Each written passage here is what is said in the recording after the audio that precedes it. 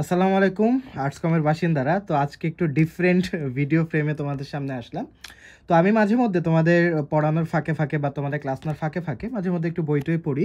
তো তোমরাও অনেকে হয়তো বা ইংরেজি পত্রিকা বা ইংরেজি বই পড়ো, কিন্তু বইটা তোমরা জাস্ট না বুঝে জাস্ট রিডিং পড়ো। হ্যাঁ, তো বইয়ে যখন তুমি রিডিং পড়বা তো চেষ্টা করবা এটার মধ্যে গ্রামাটিক্যাল রুলস কী কী আছে সেটা আস্তে আস্তে তোমার ডেরাইভ করার বা আস্তে আস্তে বের করার চেষ্টা করা। যেমন আমি তোমাদের যদি একটু দেখাই যে এই যে সেন্টেন্সটা, when I was starting my first business, এই যে ওয়েন থাকার কারণে এটা হয়ে গেছে ডিপেন্ডেন্ট ক্লজ। হ্যাঁ, তো ক্লজ বলতে আমরা কি বুঝি? ক্লজ মানে হচ্ছে বাক্য। ক্লজ মানে হচ্ছে বাক্য। I was starting my business, এই যে অংশটুকু, এই অংশটুকুকে বলি আমরা ইন্ডিপেন্ডেন্ট ক্লজ।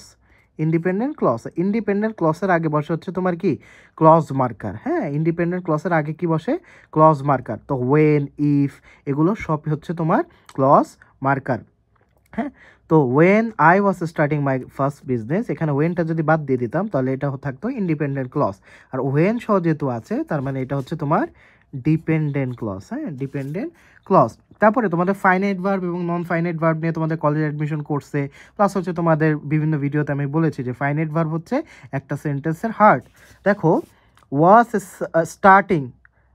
স্টার্টিং, এটা যদি তুমি বাদ দিয়ে দাও, এই অংশটুকু যার যদি তুমি আঙ্গুল দিয়ে ঢেকে দাও, হ্যাঁ, তো when I my first business, দেখো সেন্টেন্সটা কিন্তু হচ্ছে না। তার মানে এই যে ওয়াজ স্টার্টিং, এই অংশটুকু হচ্ছে তোমার ফাইনাইট ভার্ব। এই অংশটুকু কি ভাইয়া? এই অংশটুকু হচ্ছে তোমার ফাইনাইট ভার্ব। তো ফাইনাইট ভার্ব ছাড়া একটা সেন্টেন্স কখনো কমপ্লিট করা যায় না। আর এখানে দেখো স্টার্টিং, আরও যদি আমি ভাঙি, স্টার্টিং এই অংশটুকু হচ্ছে non finite verb. Non finite ভার্বের আগে আমরা অক্সিলারি ইউজ করে সেটাকে ফাইনাইট ভার্বে কনভার্ট করি। তার মানে আমরা বলতে পারি auxiliary plus non finite verb সমান সমান ফাইনাইট ভার্ব। দেখো, তুমি যদি শেখার মতো শেখো তাহলে একটা পেজ পড়তে তোমার লাগবে বা একটা লাইন পড়তে তোমার লাগবে 2 মিনিট বা 5 মিনিট, কারণ এটা তুমি বিশ্লেষণ করে করে পড়তেছো। আমাদের ম্যাক্সিমাম স্টুডেন্টদের একটা কমন ট্রেইট হচ্ছে আমরা জাস্ট সহজে সব কিছু শিখতে চাই। তো তুমি যত বেশি জ্ঞানগর্ভ পড়াশোনা করবে বা জ্ঞানগর্ভ আলোচনা করবে তখন কিন্তু তোমার সময় বেশি লাগবে। দেখবা এক পেজ পড়তে তোমার অনেকক্ষণ লাগতেছে, এরকম যখন তুমি অ্যানালাইসিস করে করে পড়বা, ঠিক আছে, এক পেজ পড়তে পড়তে তোমার অনেক টাইম লাগবে। এখানে প্রিপোজিশনের ব্যবহার আছে, এখানে তোমার টেন্সের ব্যবহার আছে, হ্যাঁ, এখানে পার্টিসিপলের ব্যবহার আছে, অনেক কিছুর ব্যবহার আছে। তো এইভাবে যখন তুমি অ্যানালাইসিস করে করে পড়বা তখন তোমার রিডিং স্কিল, তোমার ভোকাবুলারি স্কিল, তোমার স্পিকিং অ্যাবিলিটি সব কিছু আস্তে আস্তে বৃদ্ধি পাবে।